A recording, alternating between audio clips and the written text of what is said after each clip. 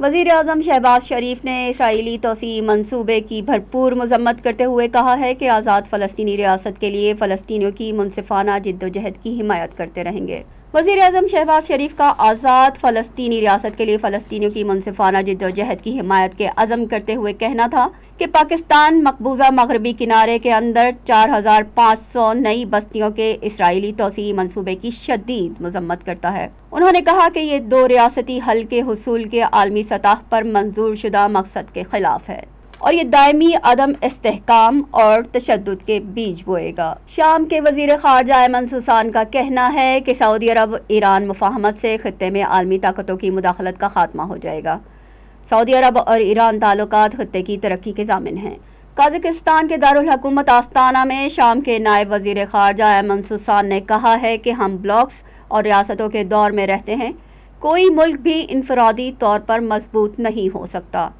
سعودی عرب اور ایران کی قربت خطے کے امن کے لیے خوشائند ہے، بین الاقوامی سطح پر اچھی طرح سے عکاسی ہونی چاہیے۔ انہوں نے مزید کہا کہ جب بھی سعودی عرب اور ایران تعلقات میں بہتری آتی ہے تو خطہ تیزی سے ترقی کرتا ہے، خاص طور پر موجودہ مسائل کے حل کے حوالے سے مدد ملنے کے امکان بڑھ جاتے ہیں۔ امریکی صدر کا کہنا ہے کہ چینی صدر ڈکٹیٹر ہیں۔ چینی دفتر خارجہ نے شدید رد عمل دیتے ہوئے جو بائیڈن کے بیان کو کھلی اشتعال انگیزی قرار دے دیا۔ امریکی صدر جو بائیڈن نے چینی صدر شی جن پنگ کو ڈکٹیٹر قرار دیتے ہوئے کہا کہ چینی صدر امریکہ میں چینی غباروں کی موجودگی سے لا علم تھے اور یہ ڈکٹیٹر کے لیے بڑی شرمندگی کا باعث ہے۔ چین کا سیاسی نظام صدر شی جن پنگ کی آمریت کی عکاسی کرتا ہے۔ چینی وزارت خارجہ جو بائیڈن کے بیان کو سیاسی وقار کی سنگین خلاف ورزی، کھلی سیاسی اشتعال انگیزی، انتہائی مضحکہ خیز اور غیر ذمہ دارانہ قرار دیا گیا ہے۔ یہ بنیادی حقائق اور سفارتی پروٹوکول کے سراسر خلاف ورزی ہے۔ امریکی صدر کا بیان امریکی وزیر خارجہ کے دورہ چین کے ایک روز بعد سامنے آیا۔ یونان کشتی سانحے میں ڈوبنے والے 350 پاکستانی تھے۔ زندہ بچ جانے والے حبیب کہتے ہیں راستہ بھولنے پر 5 روز سمندر میں بھٹکتے رہے۔ یونان میں ڈوبنے والی کشتی میں تقریباً 350 پاکستانی سوار تھے۔ کشتی انجن خراب ہونے پر ڈوبی۔ یونان کشتی حادثے میں بچ جانے والے کوٹلی آزاد کشمیر کے حبیب الرحمان کا انکشاف، کہا کہ 2 ایجنٹوں کے ذریعے لیبیا پہنچے، انہوں نے 22 لاکھ بھی لیے۔ ایک کا تعلق آزاد کشمیر جبکہ دوسرے کا منڈی بہاؤالدین سے تھا۔ لیبیا سے کشتی میں سوار ہوئے، راستہ بھولنے پر 5 روز سمندر میں بھٹکتے رہے۔ کھانے کے نام پر صرف دال ملی، پینے کا پانی ختم ہوا تو سمندر کا پانی پی پی کر گزارا کیا۔ کشتی حادثے میں ملک بھر سے 142 افراد کے لاپتہ ہونے کی نشاندہی ہوئی ہے، جن میں سے 112 کا تعلق گجرانوالہ ریجن، 28 کا آزاد کشمیر اور 2 کا فیصل آباد سے ہے۔ ایف آئی اے نے وزارت خارجہ کو 98 نوجوانوں کے اہل خانہ کے ڈی این اے سیمپلز فراہم کر دیے ہیں۔ وزارت خارجہ جاں بحق افراد کی شناخت کے لیے یہ سیمپل یونان بھیجے گی۔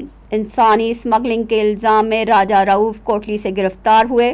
آزاد کشمیر میں گرفتار ملزمان کی تعداد 13 ہو گئی ہے۔ گجرانوالہ ریجن میں بھی 14 افراد گرفتار کر لیے گئے ہیں۔ یونان کے ساحل پر کشتی کے المناک حادثے پر وزیر خارجہ بلاول بھٹو زرداری کی یونانی ہم منصب سے ٹیلی فونک گفتگو۔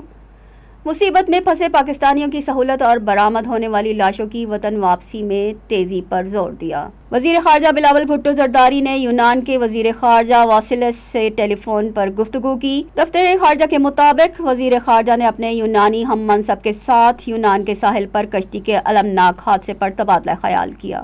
دونوں وزرائے خارجہ نے مصیبت میں پھنسے پاکستانیوں کی سہولت اور برآمد ہونے والی لاشوں کی شناخت اور ان کی وطن واپسی کے لیے مل کر کام کرنے پر اتفاق کیا۔ دہشت گردی کے ناسور کو ختم کرنے کے لیے پاک فوج کی قربانیاں جاری۔ پاکستان کی مسلح افواج دہشت گردی کی لعنت کو ختم کرنے کے لیے پرعزم ہے۔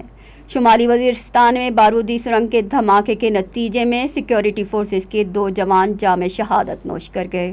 آئی ایس پی آر کا کہنا ہے کہ شمالی وزیرستان کے علاقے سفنوام میں دہشت گردوں کی جانب سے بچھائے گئے بارودی مواد کے دھماکے کے نتیجے میں سیکیورٹی فورسز کے 2 جوان شہید ہو گئے۔